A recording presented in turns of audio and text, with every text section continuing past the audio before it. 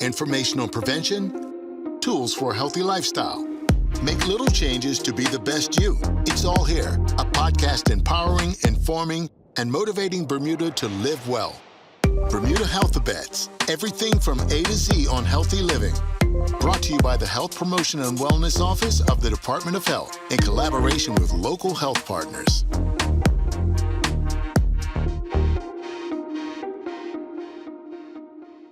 Good morning and welcome to an episode of the Bermuda Health-Abets, a podcast where we discuss everything from A to Z on healthy living with a mission of empowering, informing, and motivating Bermuda residents to live well. I'm your host, Alison Utterbridge, public health nutritionist. We'd like to welcome our listeners today. We have a wonderful guest in studio today. We have Ms. Sarah Fellows, education manager at the Bermuda Red Cross. Today we are going to talk about heartbeats and helping to save lives with the Bermuda Red Cross.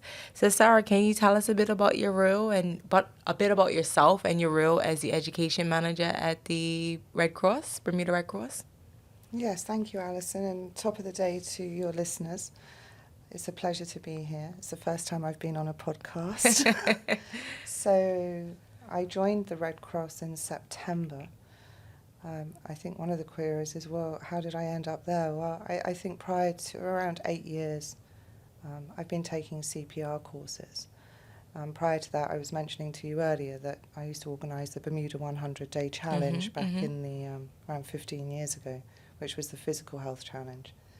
Anyway, as I got back to Bermuda last year, I was the first on the scene of an accident, and I think that was what triggered me when I saw the job interview for education manager to try it out. And I had the great fortune of Petra Spencer Arscott. She had been training CPR for 22 years. So she was a great teacher. I was also sent off for some intense training with the American Red Cross. And yes, so I'm the education manager. But if you don't mind, I would really like to say that the education family of the Red Cross, we're really quite a big team. We have 15 instructors. Oh, wow. Yeah, I don't think Bermuda quite realises that. So we're really out there in the full community, especially when it comes to the schools. If I can, I'd like to mention, we have instructors that have been teaching for 20 plus years. Rhonda Rawlins at the Berkeley Institute. So you do go to schools? Well, they're actually teachers, and this is the pillar. The thing about the Red Cross globally is that we have pillars, and that's our moral compass, which is humanity, impartiality, neutrality, independence, voluntary service, unity, and universality. And this group of people, the instructors, are volunteers. So Rhonda's out at Berkeley teaching the teachers and the students. Leslie is over at Salters. The same, Suzanne Dakuta at MSA. Then we have Roy Parker at Warwick Academy with Josh McAuliffe. And also Colin Stewart over at Cedarbridge. Oh, wow. Yeah, so it's a wonderful team. I'm around some really good company. Shout out to the Bermuda Red Cross team. Yeah, no, really good company, because as well as that, in March of this year, we've got new instructors that have joined. We also have, so for instance, Romar Hayward, wonderful lady that's been teaching CPR for years, and she's based over at the Bermuda Aquarium. Got a couple of new instructors, Sabrina over at Bermuda Cancer and Health, Makia.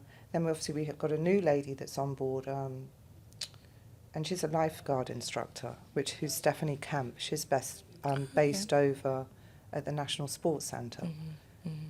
And then in addition to that, Donville, Peter, Gabrielle, the whole, there's quite a big group of us. I say that to say that then we would have Craig Burt. I couldn't do an interview without mentioning him. He's our trainer of trainers. So Craig, he teaches the instructors. And also Leroy Haynes. Leroy Haynes is an amazing volunteer, and he works with me over at headquarters. And we share classes. I mean, we're hosting classes pretty much every day. Okay. At HQ, we'll be offering classes on a Monday, Wednesday, Thursday, on a Saturday. And then we try to accommodate people that work through the day and offer an evening class once a month. and then the teachers simultaneously also teaching in the schools. Okay. So yeah, it's a busy team, very busy team. Yeah, for sure. Why is public education on CPR and AED and first aid so important here in Bermuda? What does that picture look like for you as far as education? Well, I believe it's self-empowerment. I think it's self-empowerment for the individual. It's great for the community. It makes us a safer community with CPR, first aid and AED. Now, look, I have a bit of a speech impediment, so I'm going to say this word and then we'll call it CPR. So cardiopulmonary resuscitation, and then obviously automated external defibrillator. We'll call that the AED. But in addition, I think what I really enjoy about the class over at the Bermuda Red Cross is it's so holistic, because the first aid teaches us about sudden illnesses, what to do if someone has a heart attack, what to do if someone's having a stroke, an allergies, seizures. So it's really in depth. I would actually say what I would recommend to your listeners is download the free app. There's a free app that you should put on your phones. I definitely recommend that. Is it Bermuda Red Cross? Well, it's actually, it depends where your phone's from, I think. I've been trying to work this one out. I recommend it to everyone in the classroom. It's either American Red Cross or British Red Cross. It's a free app. It's the sort of, but it covers everything. You know, sort of, for instance, if you're in a situation and maybe you get stung by a bee and you're allergic to a bee, anything like that, it sort of gives you, it's very good to have on your phone. Okay, definitely. We would say American Red Cross or the UK Red Cross. Yeah, British Red Cross. But Bermuda doesn't have their own app. Well, the Red Cross. Let me go a bit into the depth of that. So we're in 192 countries. Huge organisation, absolutely huge. When I say that, I think I could get my millions wrong, so I better not say this because I'm live on a podcast, aren't I? Because I'm not quite sure if it's 17 million or 70 million. It's just huge numbers. But that's sort of the beauty, I believe, of the science of the Red Cross globally, because all of that data is constantly coming back to head office. And in that time, there are shifts that happen in society, a bit like COVID, a huge shift that we just experienced as on the globe. And it shifts people's mindsets. So, for instance, when we're talking about CPR, people might not wish to do mouth-to-mouth. That actually stopped over COVID, and we teach 30 compressions and 2 breaths. However, not if you're in a drowning scenario. That would be your breath work first. I'm saying that to say that constantly shifting, constantly changing, there is a science to the repetitiveness of it too, because I celebrate everyone that walks in the classroom because they're empowering themselves with this knowledge for their family, for their friends, for the community. Which is just outstanding, isn't it? I mean, you have to give a shout out to the emergency services. Yeah. I feel we're so blessed in Bermuda with the response team. I salute the firemen, the police, the ambulance, the doctors and nurses. I mean, just simply phenomenal when we look at a global level of response. So yeah, I feel very fortunate being able to teach CPR, first aid and AED. It's very varied, the classrooms. We actually teach a babysitting class, so that starts from 12 years and up. Oh, wow. Yeah, so we teach children from 12 up to 18. What tends to happen is I think that's more for the 13 to 15-year-olds. And then when the students come back to recertify, they recertify in the adult class. And that's every 2 years, the recertification. And again, correct? that recertification, the science behind that is that there are shifts. The data changes. If we can imagine around the world, all of that data's coming back. So, for instance, a few years ago, we wouldn't have taught the tourniquet in case of life-threatening bleeding. We're now teaching that again. So the tourniquet's now incorporated into your CPR. Into our class. So tell us a bit about the CPR class that you offer as well as the AED. Is there any age restrictions? Is the AED pretty simple to operate? Tell us a bit about that. Yeah, let me do what I always do when I start a class, and I really think this is important. I've made it a bit of a mission for myself whenever I'm public on a radio or interview. I think the first and most important thing to say for our community is breath work. before we even get to the CPR, because the CPR class teaches us how to identify an emergency through our senses. And the takeaway from the CPR class, specifically that part, is check the scene for your own safety. If this is a life-threatening situation, call 911. And then take care to the skill set that we've learnt in the classroom. For me, and I'm coming back to breath work, because I believe that the quickest and easiest way to regulate our body, which is an electrical system, and it's called the physiological sigh. And it's simply, and listeners I'd like to share it with you. Do this with me, Alison. So it's 2 short inhales through the nose, holding the breath, and then a long exhale. So let's have a go at that. Okay.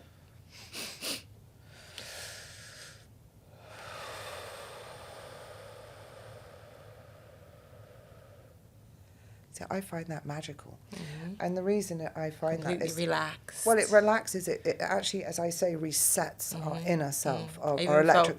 felt my shoulders drop. Yes, yes. And I think it's about that being the calm in the chaos. So if we feel anxiety, if we feel stress, if we're in an emergency, taking that deep breath, because we're breathing all the time, obviously from the back of our head with our subconscious, right? But once we bring in tension, I call it the intentional breath, and just say we're not going to allow what's happening outside to interfere with our inner self, because we wish to be our best version.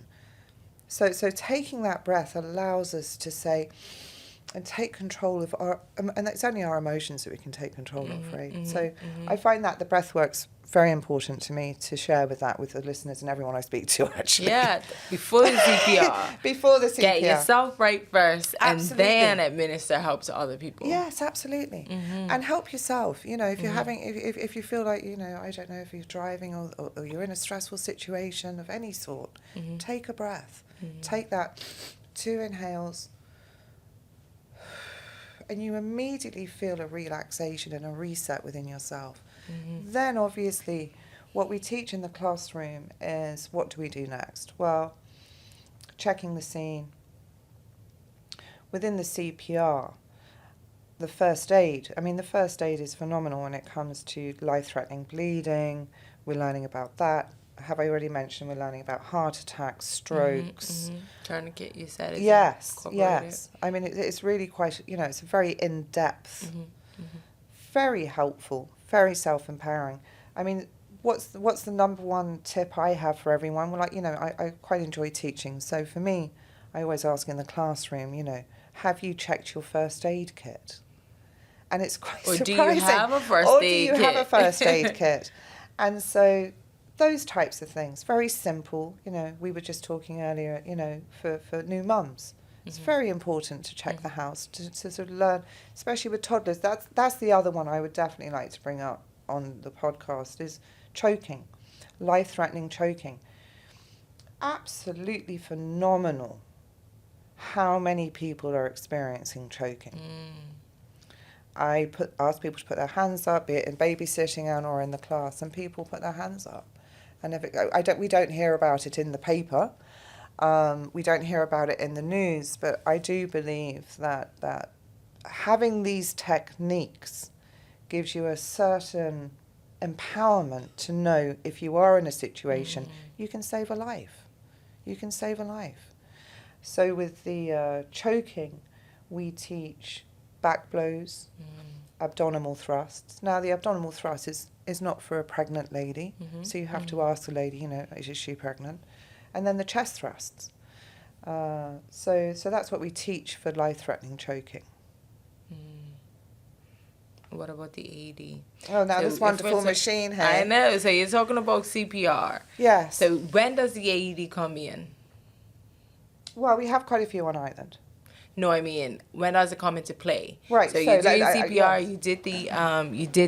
You're doing your, what is it? 30 chest compressions to 2 breaths. The patient doesn't have a pulse, and then you move forward to the AED. Absolutely. So let's go back and really break this down. check the scene for your own safety. They say that on the planes, don't they? The air host. You know, you've got to look after yourself, make sure you're safe. So then we identify breath. Is the person conscious or the unconscious? Is this a life-threatening situation? At that point, we've called 911. And we've asked any bystander that's close by, please call 911. Get assistance. Get me a first aid kit and get me the AED machine. So now the AED machine, it's just an amazing piece of equipment. It's an external defibrillator. It will save lives. Once you've done the course, and I say I've only been sort of doing this since September, it's quite surprising how many you see in our community. So they're in schools, they're in public places, they're in shops, they're at the airports. I would imagine, and I mean this is very much a guesstimating, I would think there was around 200, 300 on island, maybe more, in the hotels. And obviously we're training people. It's quite popular with the corporates and businesses. And I say that to say, I was asked the other day, are they mandatory? And the answer is no, but it's best practice. It's best practice. Yeah. And so what comes with the companies that have the AED machines, we keep connected with them on a quarterly basis, making sure we're checking on them. The life of a AED machine is 5 years for a battery. Okay. And then every 2 years we change the pads. I'm going to put one on. Should we do this? Or is that, Sure. Let's try, because I wanted to bring it for you so you could see. Yeah, so we have the Stay pants here. calm. Follow these instructions. Make sure emergency services are called now. Begin by exposing patient's bare chest. Remove or cut clothing if needed. When patient's chest is bare, remove the white square package from lid of AED. Tear open white package across dotted line and remove pads. Peel one of the white pads completely from blue plastic. So that's the AED. Now we've already identified. And this is a very nifty looking one too. This is called the G5. The G5 yes. AED. So it's definitely compact and it's easy to carry. Yes. And so you're saying that it's in most of these in schools, they're in the corporate offices. Usually yes, every office has one. Oh, that's I can't the say standard. every office does, but a lot do. That's the recommendation. It is. It's a best practice. Now, what does the AED? We've just identified, haven't we, that we're an electrical system. So when we use an AED machine, again, this is why I feel the calm in the chaos is very important, because you can have a group of people, really, an emergency causes stress, panic, doesn't it? So being calm, working with the AED machine, we put the two pads, we create a circuit. It's a circuit that we're creating. Now, the AED machine is going to search for the rhythm of the heart. And then it will either tell you it's going to shock or not. It's checking every 2 minutes. As I say, when I've been on I was the front on the scene of an accident. Fortunately, an AED wasn't used. That was life-threatening bleeding. However, this can save a life whilst the emergency services arrive. So it's finding them, isn't it? As I say, I think there was one used in town just not long ago, actually. They are in the corporate offices, they are in the public place. And I recommend anyone to learn how to use it, quite frankly. I think it's a no-brainer. So what happens, or in the event you have someone that witnesses a cardiac emergency and they're not sure about the AED, what would you recommend they do? Well, at this point, the call 911 is really, really important. Because let's give them a shout out. Beautiful ladies that are dispatchers. So that, it's not every day you wish to call 911. And here you are talking to someone that is trained to help you and guide you on the steps of what to do next. I think that's quite comforting if you're by yourself and you're in this type of emergency, that when you speak to 911, the dispatcher is going to help you on that end. So I think that's quite calming in a way. Does that answer that question? Yeah, absolutely, because following the protocol. No, I may not be familiar with the AED, but I've called 911. She's given me instructions on how to move forward. Yeah, and I mean, let's be very real in this. Forgive me, I wish to bring this with me, because we're not doctors on the side of the street doing this. This is everyday people. Mm-hmm. Everyday people. Yes, we have carers, we have all different. It's really the public at large, community at large that come. Forgive me, because I've got paper and I don't want this to sound funny. But there's something called the Volunteer Liability Act. Mm-hmm. And so as long as we are working within our skill set, that's why I come to the CPR class, to learn how to use an AED machine. Mm-hmm. It's humanity. And again, I talked about humanity earlier. So if you don't know how to use it, don't use it. Well, you're calling 911. Right. Now, as you can also see, as I've just shown you with playing it on air, mm-hmm. it's very simple to use. I mean, it tells you exactly what to do. Mm-hmm. But yes, my recommendation is come along for a CPR class. Really read up on your first aid, because it's our loved ones, isn't it? A lot of the time, it's our loved ones, and we try to simulate situations. It could be someone in a shop. It could be you're walking down the road. It could be that you're down on the beach, or it could be anywhere. Mm-hmm. But having this skill set can save a life, and it isn't that important. I find that to be so important. Yeah, for sure. Yeah. So you're talking. So when we are referring to the AED process, how about we take it a step further? For those that have gone to CPR, they are certified and they're still very nervous. Like I know I mentioned, I'm CPR certified, but I hope that I never have to use it. And I think it's more so in part to do with the fact that you don't want to be in those emergent situations that you're, the patient or the person's life is literally in your hands. Like, what do you say to those people that, yes, I've been certified, I've done my due diligence, I know how to work the AED, but I'm still very, very nervous about administering it in the event that it comes into play? Well, I've been there. I've been in that feeling. And I believe that to be a part of this science of an every 2 year certification. To become more confident. Yes, because we're not really asking or hoping that you have to use. And let me say that, you're not obligated. The only people that are obligated are our emergency services. Mm-hmm. The hope is that you're going to make that phone call to 911. Mm-hmm. Mm-hmm. I believe that part of the science I refer to is that when you keep that up every 2 years, and by the way, it's not just the public, all of our instructors, all of our trainer of trainers, everyone within the organisation has to retrain every 2 years.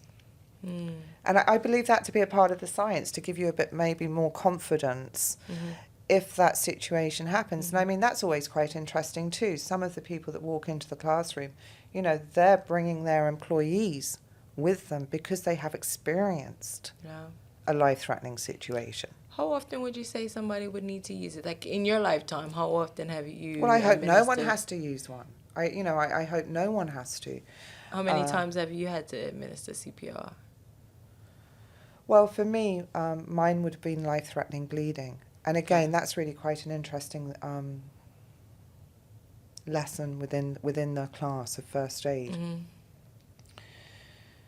And that was a life-threatening bleeding situation where, thankfully, I'd been trained in order to keep calm, keep the patient calm, and wait for the emergency services. So for me, I haven't had to. Now, my colleagues have. That's why I look so much up to Craig Burt, the trainer of trainers. I've known Craig for around 30 years.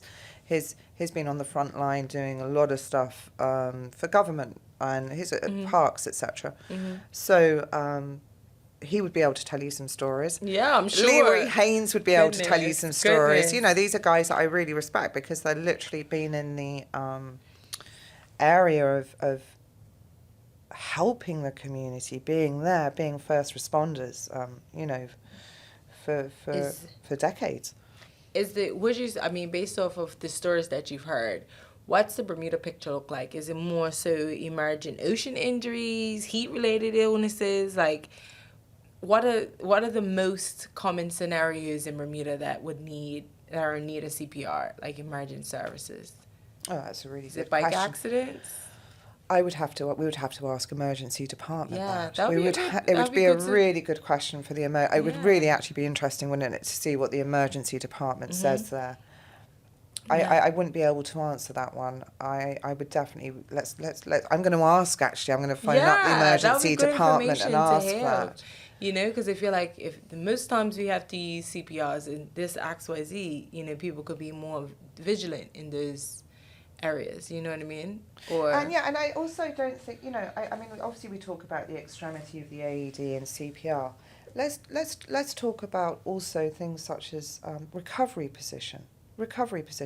I think that's very, very important to know and feel confident and comfortable that if someone needs to be put in recovery position, that you know how to do that. What's recovery position? Well, I would lie down. If I was on TV, I'd show you guys how to do it. So when would you, for our listeners, when would you use recovery position? Well, really, in any situation where where you would be wishing to sit and monitor the person.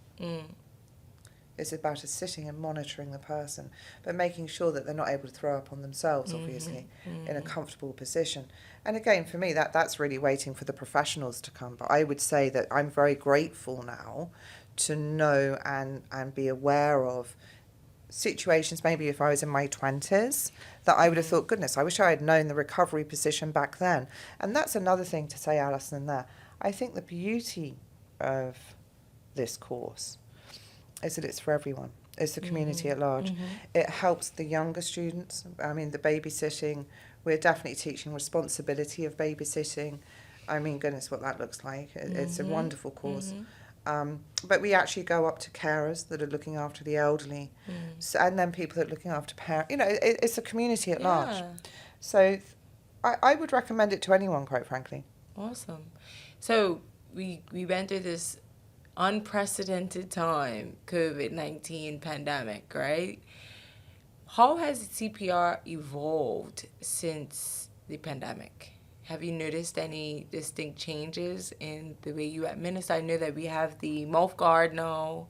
I don't know if that was as a result of the pandemic, but, you know. Well, again, a very good question. For me, huge shift, hasn't there been? Massive shift since COVID in the mental plus physical. I say that to say I was actually on an interview the other day, and the choking, I feel, I mean, I was born in the 60s, right? So I can clearly remember going to the library to do my schoolwork, and you didn't wish to cough in the library because it sounded like there was this huge cough going on. What I've noticed is a lot of people don't like to cough in public since COVID. Yeah, and suppress it. Gotta suppress it. So I have a situation, you know, I've heard of stories people have shared where they might be in a restaurant, felt embarrassed to cough, and went into the bathroom and CPR was required. Wow. Yeah. So they put themselves in a situation. Well, because of, you know, so I actually teach in the class the essence. I believe the essence of the Red Cross is that if you see someone coughing, I really sort of try to suggest. Well, I do suggest that go up to the person and say, "I'm a first aider. Keep coughing." Because if you're coughing, you've still got air, haven't you? Right. When we go into the next level, that's obviously going to be that you're choking. But I think the compassion nowadays is to say to it's okay to cough. Obviously, the cause of choking is something stuck here, right? Now, could that be a fishbone? Could that be a grape? I've had someone in the class that it was ice, and he was by himself. He said he was so grateful it was ice because it melted. It melted, you know. So I'm hearing all of these stories, and I think, again, yeah, the compassion and the essence of the Red Cross and being on the ground. Come on, we're not, if your listeners can visualise a pyramid, up at the top is obviously our first responders, which are the firemen and the police and the ambulance and the doctors and nurses. Well, down at the bottom on the ground, that's where the Red Cross is, which is community, everyday people down, and we're helping with trauma. That's a huge part of our role. So for me, I definitely feel that we don't have to get worried about the CPR. I think even identifying, I'm in an emergency, I've done a class, let me make the phone call, 911. Yeah. If all else fails, if all call else fails, call 911. 911. And so COVID has had, coming back to your question with COVID, I believe it's had huge shifts. Now, during COVID, for instance, we were talking about people not wishing to do mouth-to-mouth. So over in the UK, they were teaching simply compressions. We do actually, in our class, give away breathing barrier and a little keychain to carry around with you. And that's another plug. I think everyone should double check their first aid kits. I say that to say that, we have a breathing barrier, which means that you don't have to touch. So best technique, best practice, 30 compressions, 2 breaths, no matter who. Unless it looks like it's a drowning scenario. And then I know it's a little different for infants. Yeah, so that's great. Yeah, we teach adult and pediatric and infants. Yes, we do. Yes, absolutely. Yeah.